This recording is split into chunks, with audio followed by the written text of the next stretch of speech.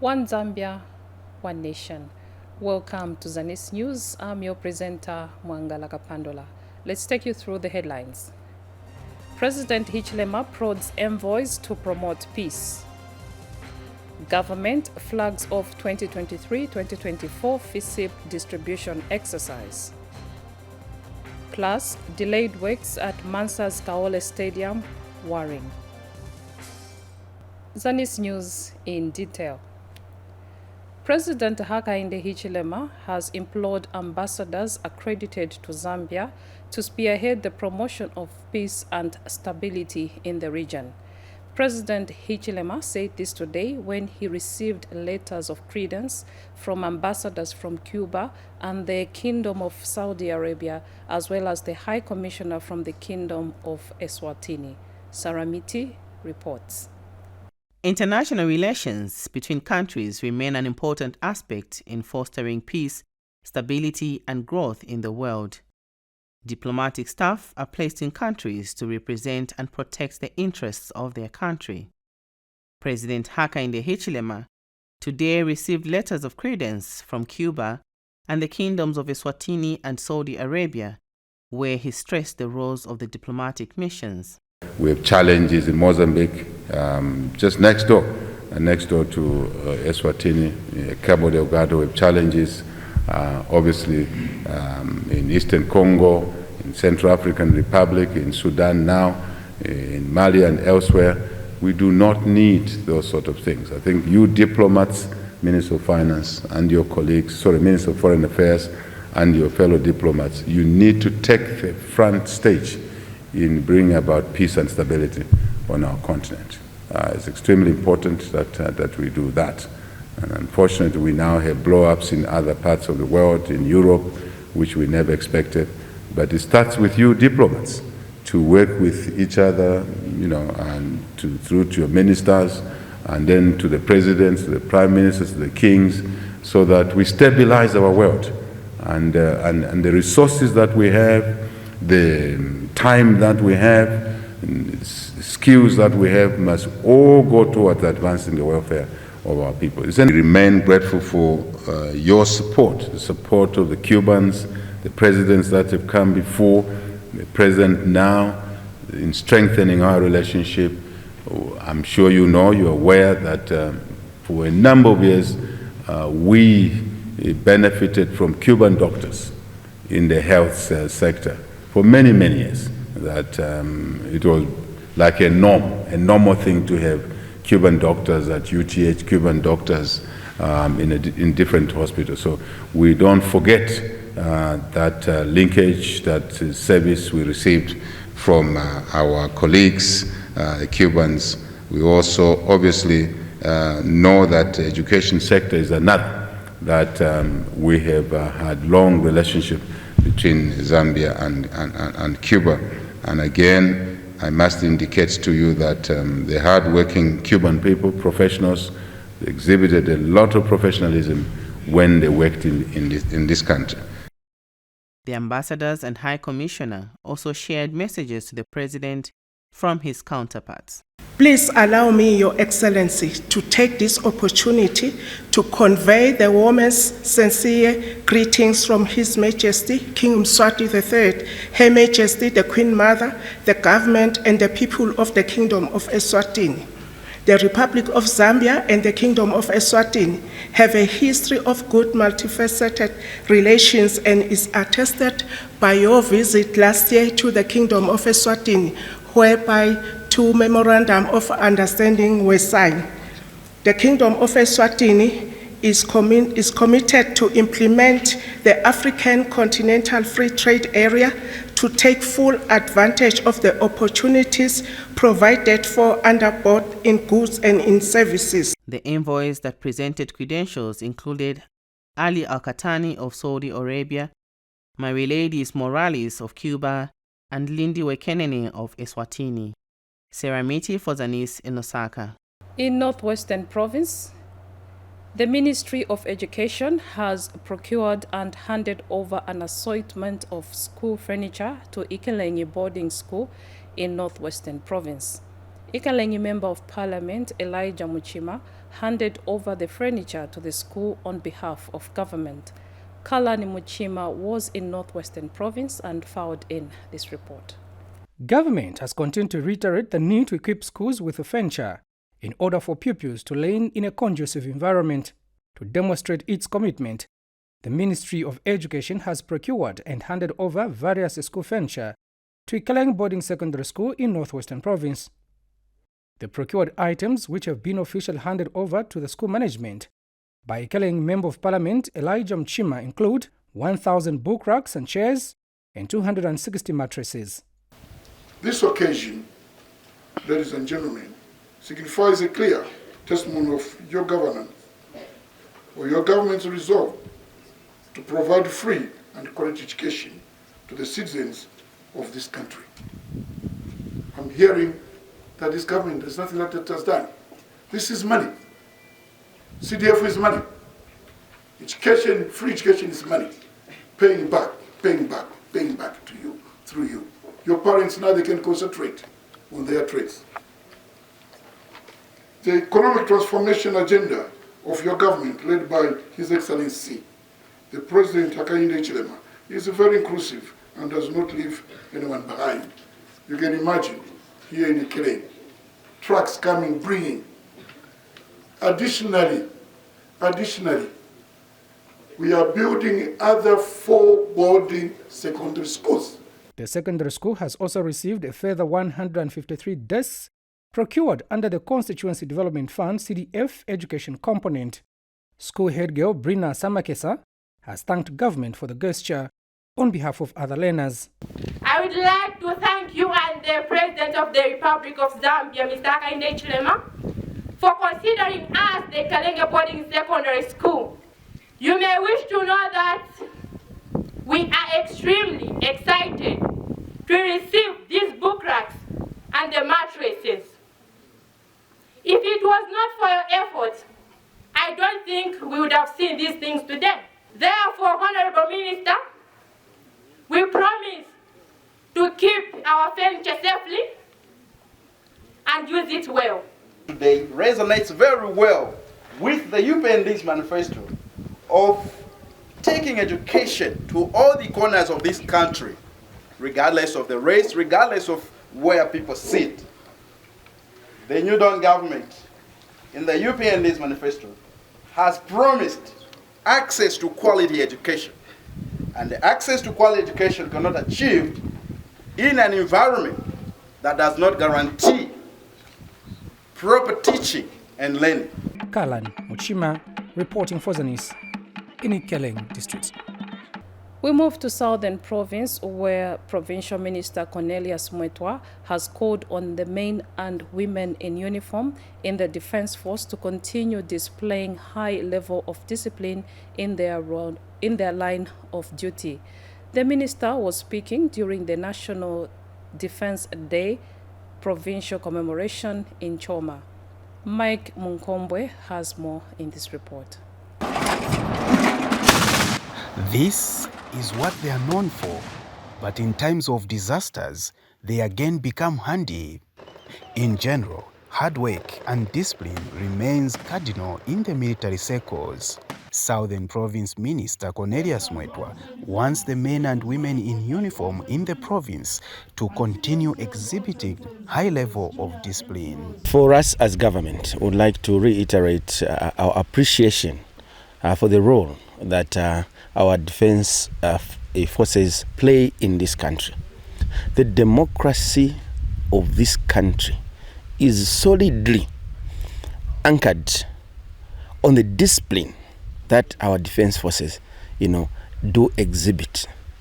Without the discipline in the defense forces, our democracy cannot thrive. And during the Provincial National Defense Day commemoration, Zambia Army Southern Formation Commander Brigadier General Kelvin Chiangi encouraged officers from Zambia Army, Zambia Air Force and Zambia National Service to remain physically fit and be loyal to the government of the day.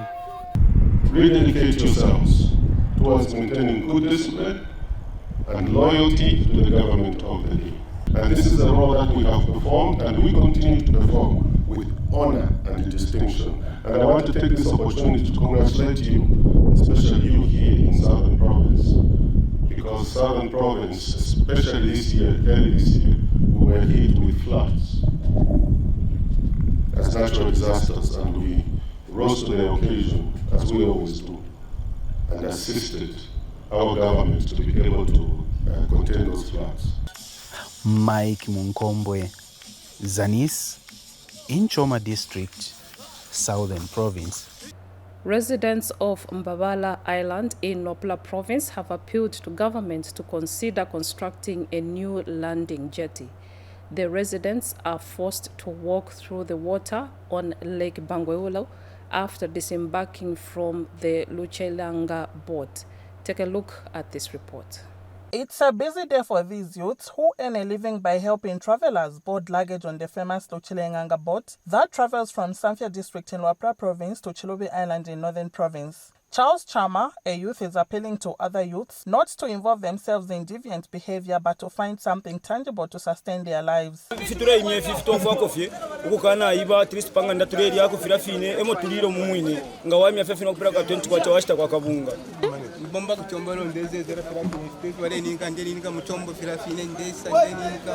Samfya on its way to Chilubi Island, residents of Mbabala Island are usually the first ones to disembark on the boat. These residents have difficulties getting off the boat due to lack of landing jetties. We face some challenges. Have you seen some people just moving through the water? They have been soaked. So we need our government to assist us in terms of the original arbor. Sometimes we use that arbor now, which is no longer in functioning. Enoch Zimba is a boat captain who was recently honored with the President's Gallantry Medal on Africa Freedom Day for rescuing 25 people in the March 31st tragedy, in which 14 members of the Seventh-day Adventists died after the boats they were in capsized on Lake Bangweolo. I've worked here almost 10 years. I want to be boat captain. It takes a lot of things because you have to have vast experience. Diodone Pasha is Chilubi District Administrative Officer. Chilubi does not have industries, neither has it farms.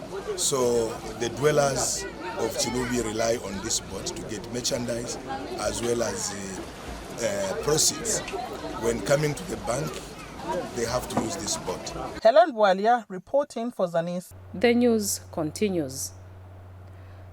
Avocado growing has not been a common industry that Zambian farmers have ventured in.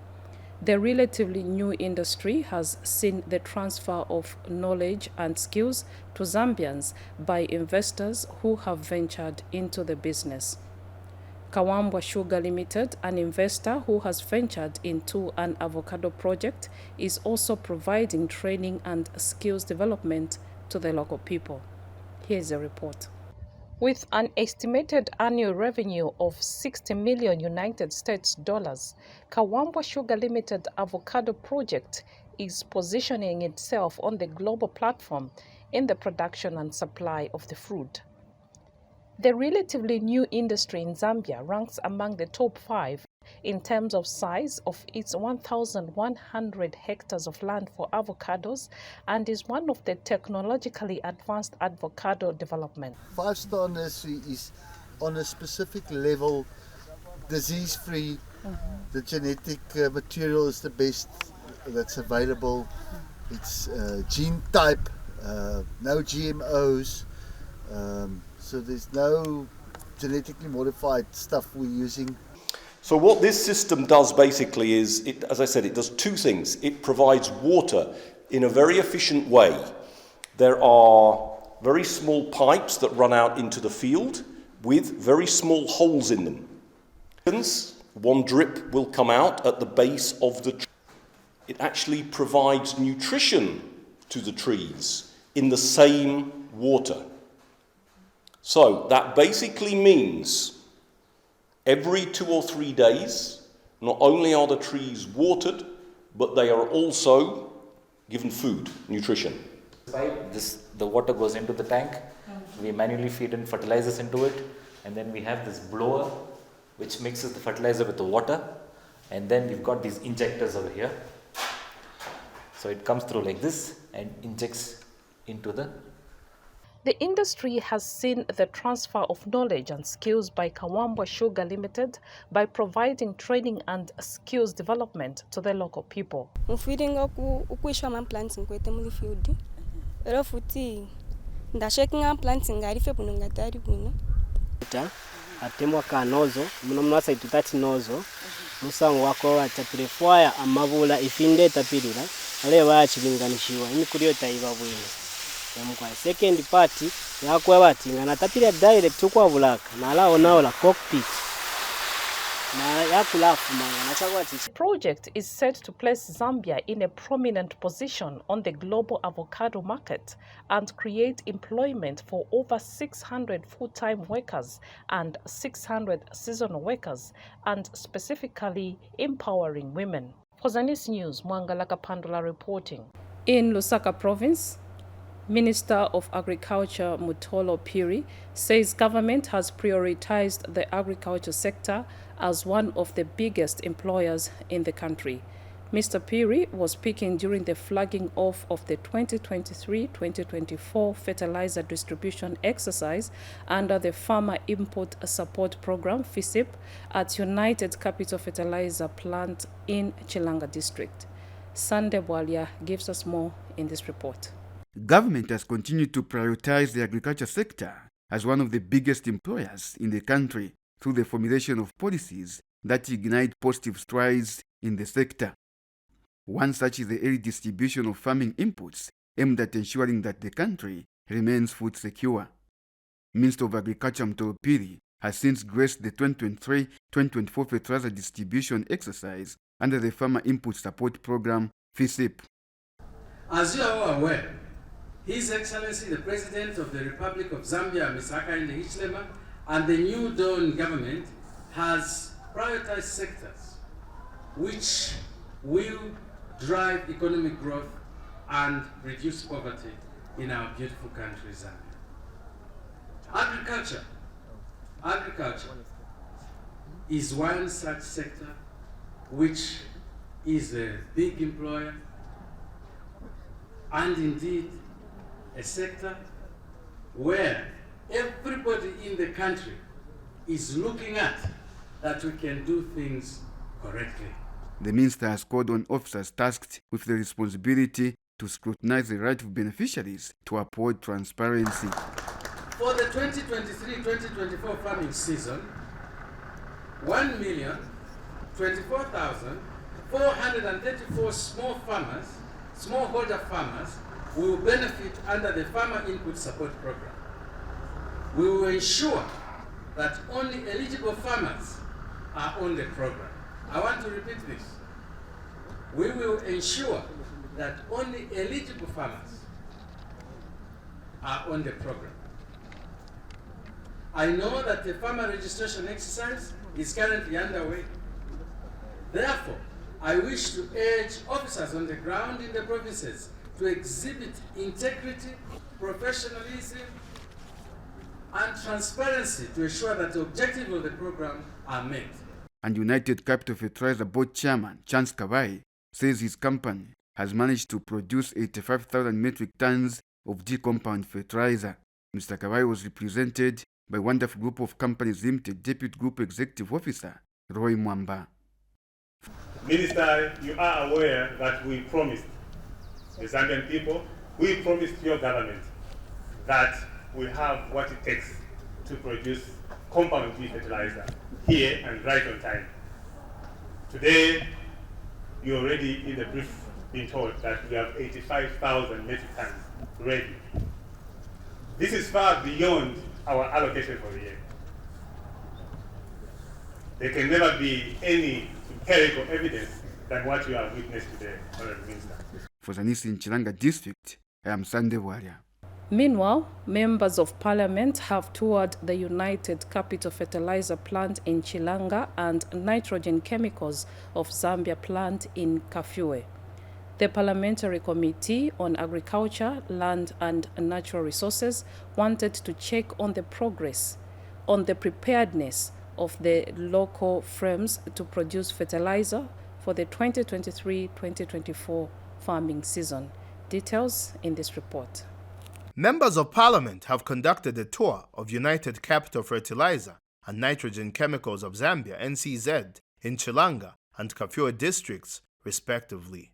The Parliamentary Committee on Agriculture, Land and Natural Resources, which was led by Acting Chairperson Maureen Mabonga, want to appreciate the preparedness of the local firms to produce fertilizer in this year's crop marketing season.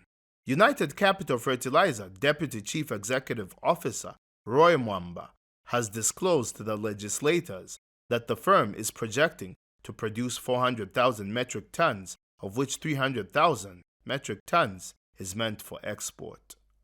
This year alone, we are scheduled to produce about 400 metric tons of fertilizer, 100 for Zambia and 300 around. So don't complain if you don't see our fertilizer on the shelves. What we want for beginners is that we want to make a presence in the region. Minister of Commerce, Trade and Industry Chipoka Mlenga has commended the firm for producing fertilizer, which is more than enough for the Zambian market.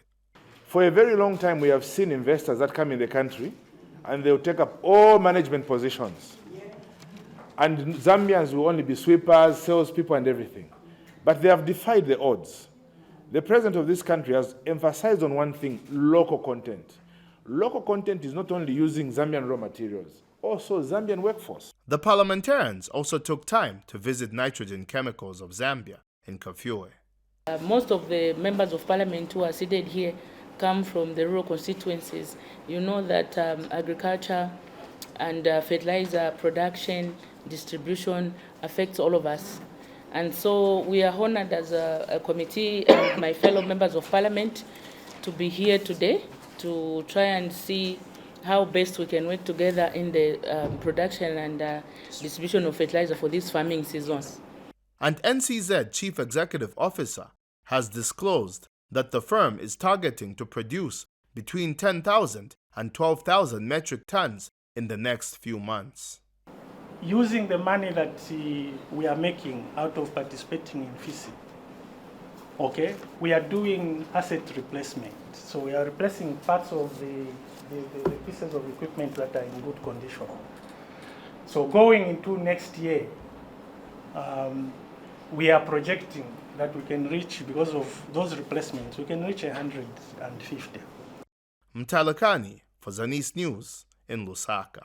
In Northwestern Province, Provincial Fisheries and Livestock Coordinator Manley Mazila says sustainable and productive fish farming has potential to improve food and nutrition security in the country.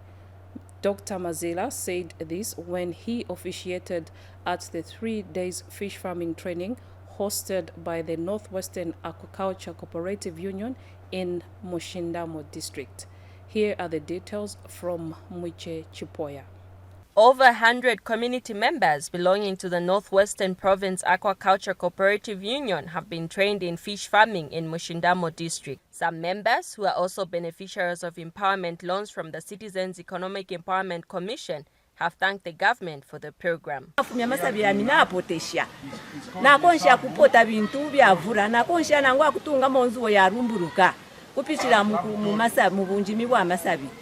Mazila had this to say. Let's make sure that we take it to heart that farming is a personal effort.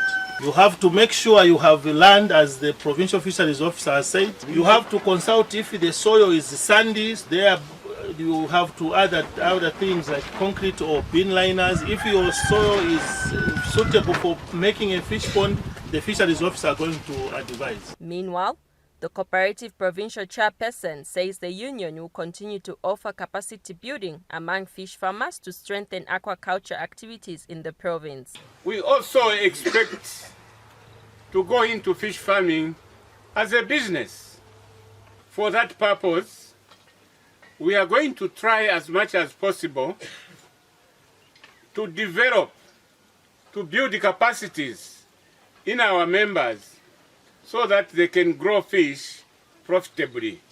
Mwicho Chipoya reporting for Zanis News in Mushindamo District, Northwestern Province. The Office of the Public Protector, OPP, has called for prudent utilization of the Constituency Development Fund, CDF, resources. Office of the Public Protector Chief Investigations Officer, Victor Siluyanda, who is in Eastern Province to check on implementation of CDF projects, says local authorities should ensure that communities benefit from the funds. Henry Himonde brings us this report. The Office of the Public Protector is in Katete District to sensitize public workers and the general public about its mandate. As an institution authorized to enhance public service delivery by investigating and redressing grievances of poor administrative practices, the Office of the Public Protector has taken keen interest in the implementation of the Constituency Development Fund, CDF, in Katete. As you know, the office exists to promote inclusiveness.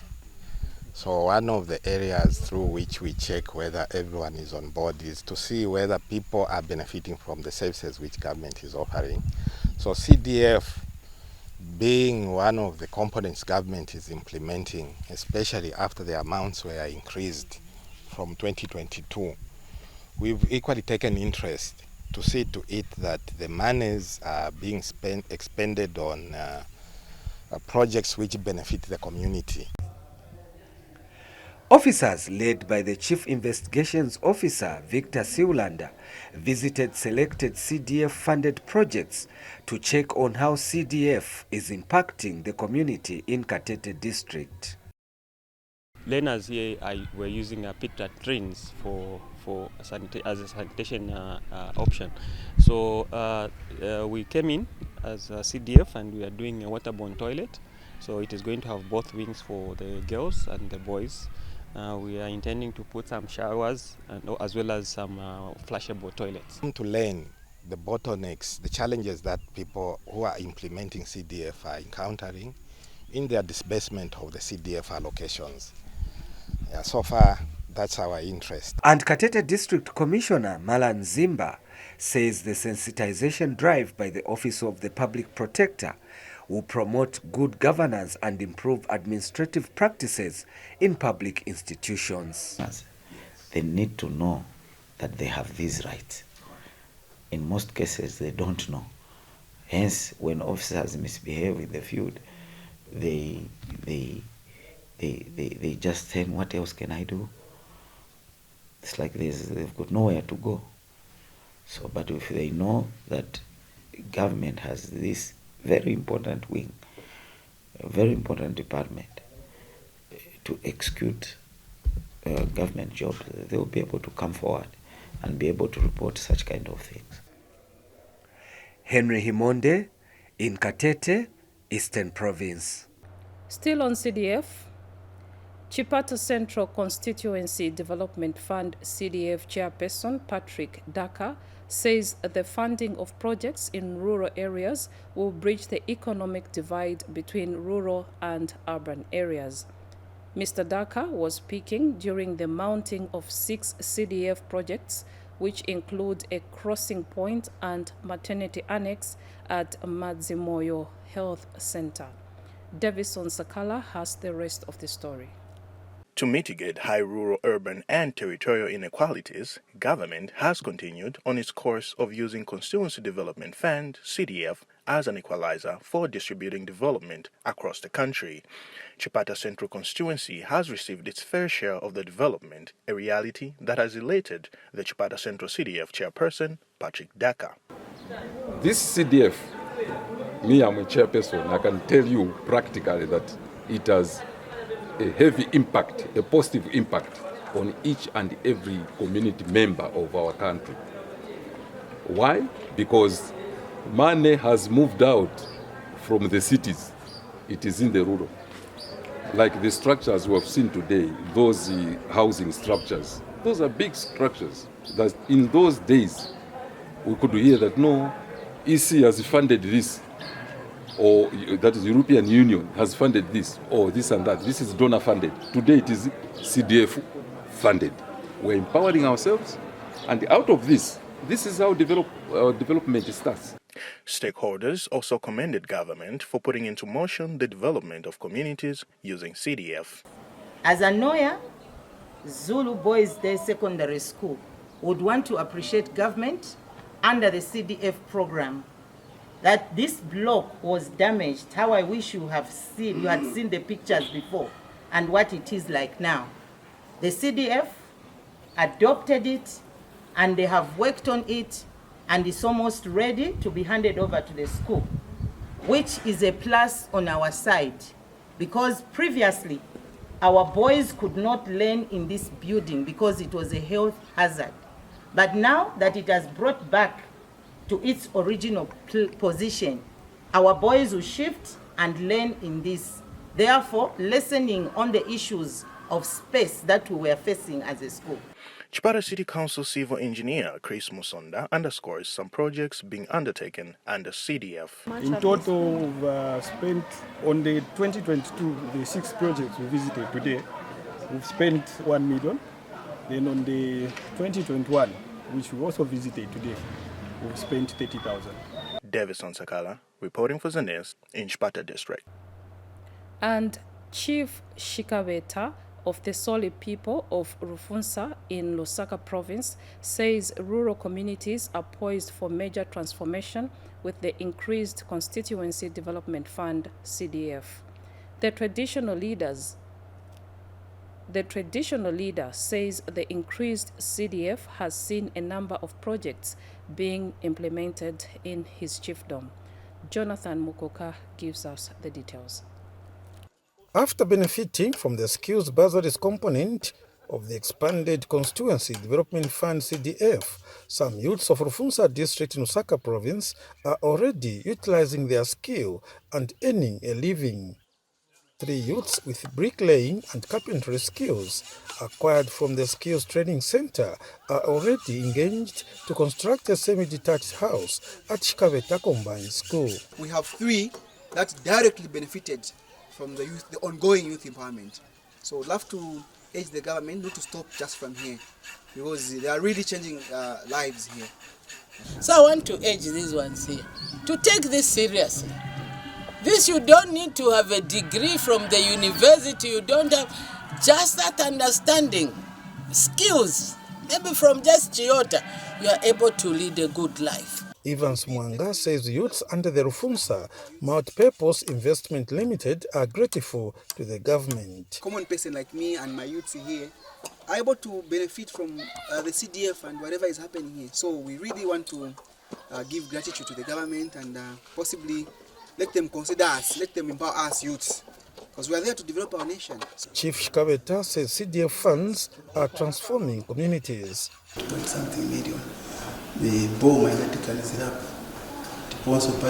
With increased CDF funds, rural communities are poised for major transformation in various sectors.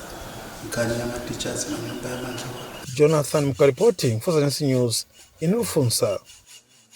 We now move to Chilanga district where the Zambia Education Enhancement Project, ZEEP, says it will partner with government and the World Bank to construct 120 schools across the country in an effort to increase access to quality education. ZEEP Access Component Coordinator Lawrence Musonda says the construction of the schools will come with 12 teachers' houses, school hall, boarding facilities, and computer rooms. Here is a report by Jen Simalumba. St. Michael Day Secondary School in Kalundu's Chilanga district is the only secondary school in the area that has also stood tall in the implementation of the free education policy. As a result, the school has received overwhelming response from the community.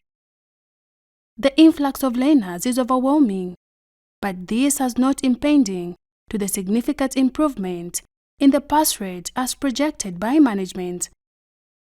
The improved pass rate has been attributed to the new infrastructure that has been constructed by the Zambia Education Enhancement Project, ZEP, a situation that has created a conducive learning environment for the pupils. And also it has improved at least the performance level, especially for us having the science lab or the home economics lab, and also just the infrastructure, because ZIP didn't just construct, they also provided furniture. Yeah, so it's a beauty, and the children, because of that, I think it motivated them, and you can see even, I think, the performance. Every year that comes, I think we are improving in terms of performance, and we are able to compete with any school in Chilanga district now. Yeah. ZEP has also pledged to work with government, with funds from the World Bank, to construct additional 120 schools across the country in a bid to enhance access to quality education for learners at primary and secondary levels. ZEP Access Component Coordinator Lawrence Musonda said this when he visited St. Michael Day Secondary School, which is one of the beneficiaries of the 82 schools that has been constructed so far.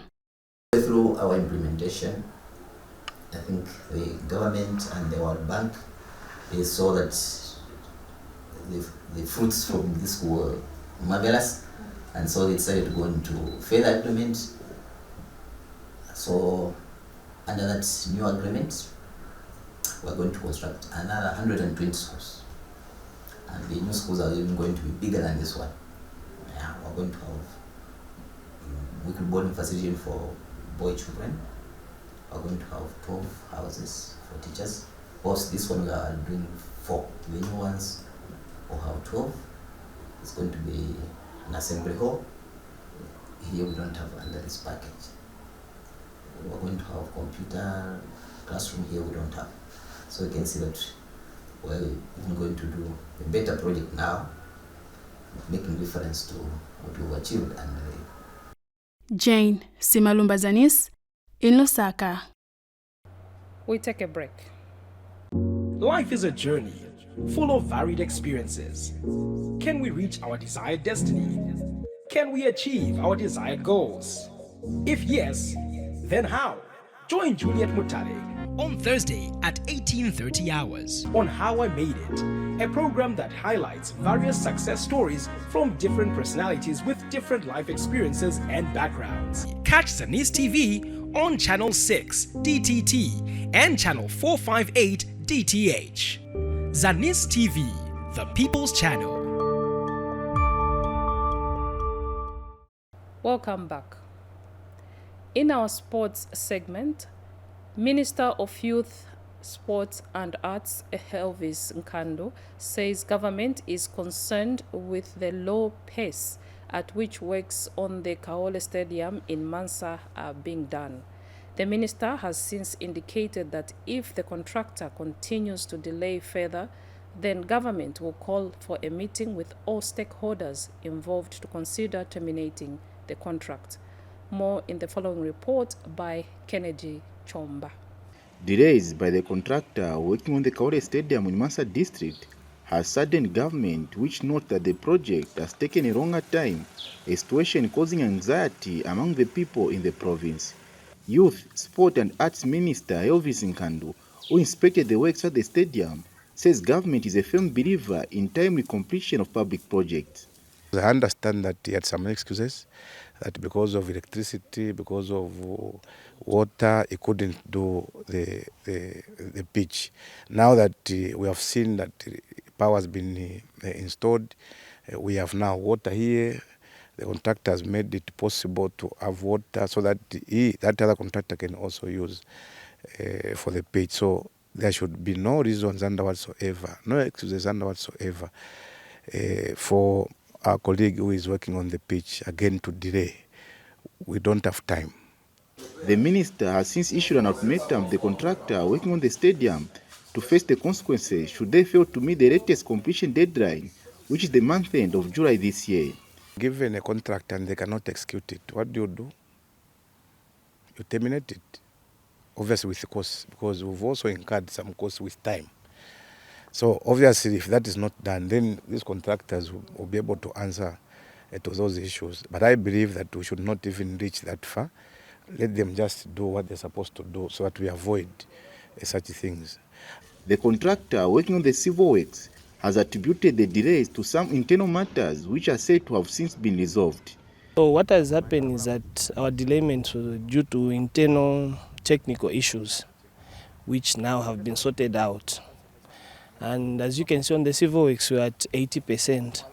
So we've got only a 20% which we can deal with in the, I think, in less than a month. Kenneth Chomba, reporting for Zanis News in Mansa District. Central Province Minister Credo Nanjua says government has prioritized sports infrastructure development to promote different sport disciplines in the province. Mr. Nanjua said this through Kabwe District Commissioner Lennox Shiwamba during the prize-giving ceremony for the Kabwe Open Golf Tournament. Kelvin Tembo gives us the details. The 14,000 United States dollars rich Kabwe Golf Open Tournament, which attracted 47 golfers from across the country, has closed. Central Province Minister Credo Nanjua was represented at the tournament by Kabwe District Commissioner Lennox Shimwambwa.